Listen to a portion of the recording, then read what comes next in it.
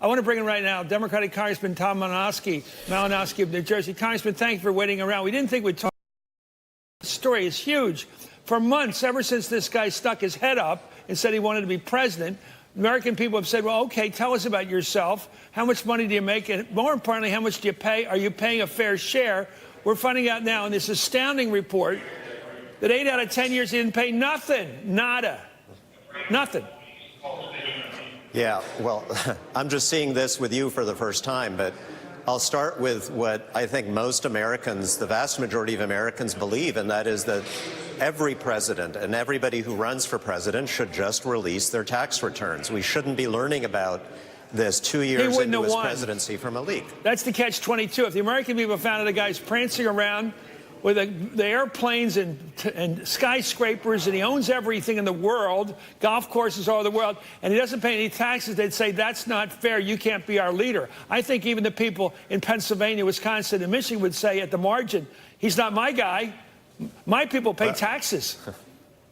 I hope so. I mean, I've got thousands of people in my congressional district, middle-class homeowners whose taxes went up $2,000, $3,000, $4,000 this year because Trump and the Republican Congress took away their state and local tax deduction. Because you didn't vote for him.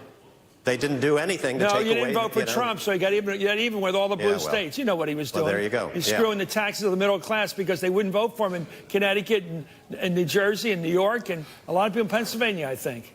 Let me ask you about the impact of this in terms of the Congress. Now that you've got this story, and everybody will have it tomorrow morning or earlier online, the fact that Trump didn't pay taxes for 8 of 10 years, the fact that he had $1 billion in tax losses rung up just by what the Times has been able to get, and they have obviously not able to get everything.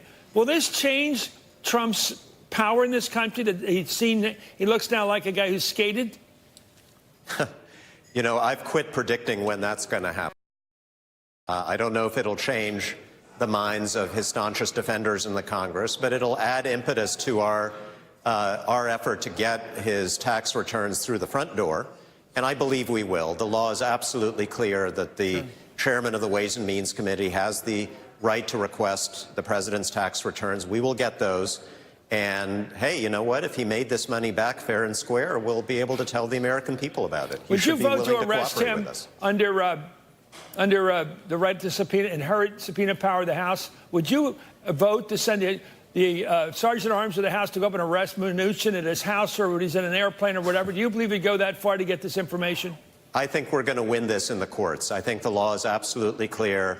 And for all the norms this administration has violated thus far, they have respected court orders, and I believe they will when they are ordered to deliver this information. I hope you get that order. Thank you so much. U.S. Congressman Tom Malinowski of New Jersey.